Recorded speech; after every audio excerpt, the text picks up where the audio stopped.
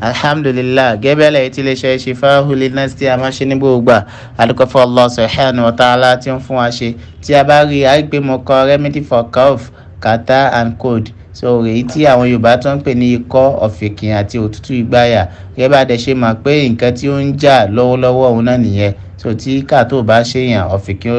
èyí tí wọ́n ń pè ní ikọ́ ó máa ṣe àbí òtútù ìgbáyà àbí kí ó kó mẹ́tẹ̀ẹ̀ta pọ̀ so ó máa ń ṣe ọ̀pọ̀lọpọ̀ àwọn èèyàn lọ́wọ́ tí a wà yìí àmọ́ pẹ̀lú ìrọ̀lẹ́ ti Allah oògùn tí a lò sí òun náà ni mo fẹ́ ṣe ní àlàyé nípa ẹ̀ kátà láti gẹ́ẹ̀tì ginger powder èyí tí àwọn Yorùbá tó ń pè ní atalẹ̀ funfun kágẹ́tì síbí méjì rẹ̀ ìyẹn síbí ìjẹun méjì kágẹ́tì garlic powder èyí tó ń pè ní àlùbọ́sà ayò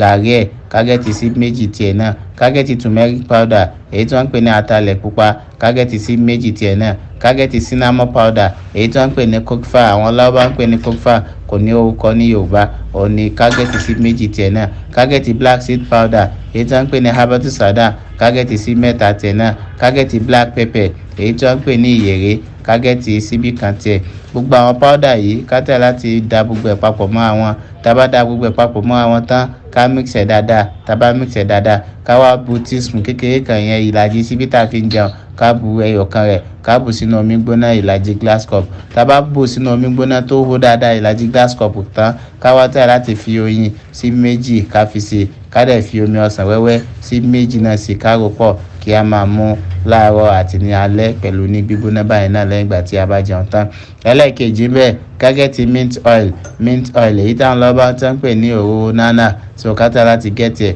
ká wá bu teaspoon ìlàjì síbí kékeré ní mint oil yẹn ká bù sínú omi gbóná tó hó dáadáa tá a bá bù sínú omi gbóná tó hó dáadáa tán ká da aṣọ bora kí ooru mint yẹn kí ó máa ṣe sí wa ní ìgbáyà àti ojú wa so kí a máa ṣe yẹn náà láàárọ̀ àti ní alẹ́ tí a bá ṣe kíní ooru yẹn tí ooru yẹn ṣe sí wa tán ká wá tẹ̀ láti mú tea tree oil ká fi ra ìgbáyà wa ká máa ṣe yẹn náà láàárọ̀ àti ní alẹ́ títí tí Allah ó fi kọ́dà pé òtútù ìgbáyà yẹn àti kàtá àti ikọ́ yóò lọ pẹ̀lú ìyọ̀ǹda ti Allah lọ́gẹ́ bí adẹ ṣe mọ̀ pé ìgbìyànjú ni tẹ̀dá kó iṣẹ́ ọ̀dọ̀ Allah subhanahu wa ta'ala ni ó wà so gẹ́gẹ́ bí adẹ ṣe mọ̀ pé kò